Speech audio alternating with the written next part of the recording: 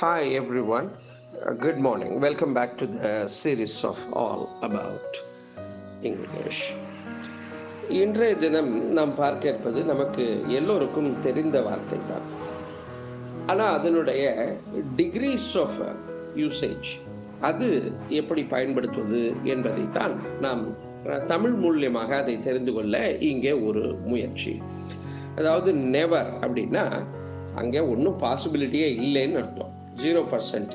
He never comes அப்படின்னு வச்சுக்கொண்டால் அவர் ஒருபோதும் அங்கே வருவதில்லை அப்படின்னு அர்த்தம். இப்போ ஹார்ட்லி எவர் அப்படின்னா ரொம்ப கஷ்டம், அவர் வர்றது ரொம்ப கஷ்டங்க அப்படின்னா என்ன, ஒரு 10% வருவதற்கான வாய்ப்பு அங்கே இருக்கிறது. இல்லை 10% தான் வாய்ப்பு இருக்கு. ரேர்லி அரிதாக வருவார். 20% இந்த பர்சன்டேஜில் அந்த வேரியேஷனை இங்கே நாம் காமிச்சிருக்கிறோம். செல்டம் அப்படின்னா அபூர்வமா, அத்தி பூத்த மாதிரி, எப்போதாவது என்று அர்த்தம். அக்கேஷனலி தருவாய்க்கான, அதாவது தருவாய்க்கான என்றால் அந்த அந்த சந்தர்ப்பம் வாய்க்கிற பொழுது ஒரு அக்கேஷன்ல அவர் வருவார், அந்த மாதிரி ஏதாவது ஒரு அக்கேஷன்ல வருவார், ஏதாவது ஒரு நிகழ்விலே அவர் வருவார் என்பது போல.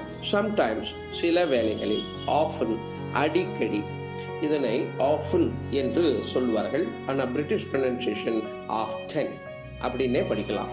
அதனை அது ஒரு கூடுதல் செய்தி இங்கே. அது தவிர ஃப்ரீக்வெண்ட்லி என்றால் அடுத்தடுத்து நிகழ்கிற, அடுத்தடுத்து அப்படியே டக் டக் டக் டக்னு அவர் வருவாருங்க அப்படின்னா. ஜென்ரலி பெரும்பாலும் அவர் வருவார். யூஸ்வலி வழக்கமாக அவர் வருவார். ஆல்வேஸ் எப்போதும் அவர் அங்கே வருகிறார். He will come, he comes always. அவர் எப்போதும் அங்கே வருகிறார். இதுதான் இதனுடைய உள்ள வேறுபாடு. நிதானமாக பார்த்து படித்து இதனுடைய வேறுபாட்டை உள்வாங்கிக் கொள்ளலாம்.